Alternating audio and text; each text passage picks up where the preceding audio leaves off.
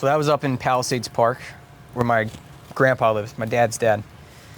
And we would go to, I think it was every Friday, we would go up to Pal Park. We would go to a diner with my grandpa, have dinner with him. We did it for years. And we were going to be moving my grandpa down to us in the Villages, right behind Woolies in, is that Farmingdale? Freehold. Freehold. And our last dinner, we had a note dropped off to us by the waiter. And they said, "This is from that man over there. He just wanted me to give this to you." And inside it was, I think it was like $1,000. And it was a note. And it basically said, "You don't know me, I don't know you, but I've been coming here every time that you've been here, and I've basically been living vicariously through you. Hearing your stories." He was just sitting right at the counter, right at the bar where we had our table, you know, just a couple feet away. And we ended up talking to him, going back for, I think we went back for like another year or so. Come to find out, he was an older gentleman who was on dialysis. He was pretty much fully blind. Really had no family. He lived alone, and we really kind of took him in as just another part of our family.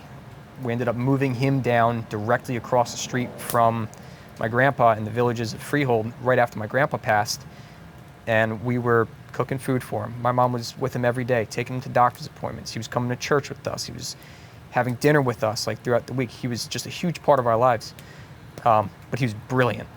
He was.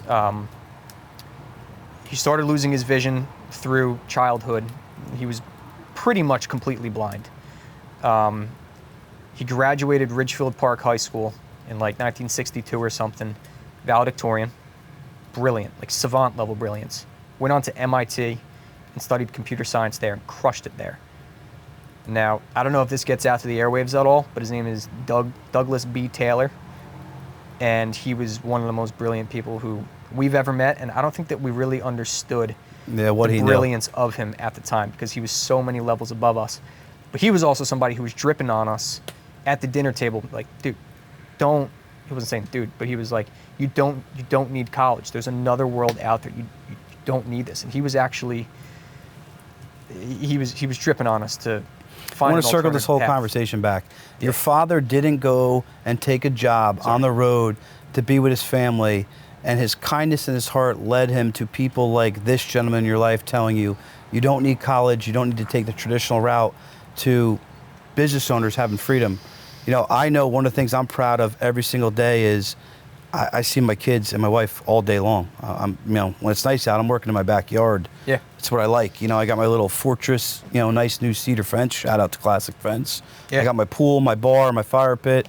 You know, this is my little oasis. And I'm able to watch my family grow up. This guy was telling your family, these people who are regular blue-collar people, hey, there's a different way out there, and something in you, whether you knew it or not, obviously you do, was subconsciously being built, which is internalizing it. It's just, but it's also like the cycle of life, like good people helping this guy who probably. And if my dad took that job, maybe we weren't there that Friday having dinner, and we missed that last time with him. My grandpa was gone the next week. Maybe we missed that. But that's instilled. That's instilled in you. That's those stories were great because that's who you truly are as a person. It's how I've seen you operate with me, my family, everybody else that you work with, and that's a true testament to your parents, your family, your grandparents. Yeah. So I'm happy you're in my world, and I know Trevor and everybody else feels the same.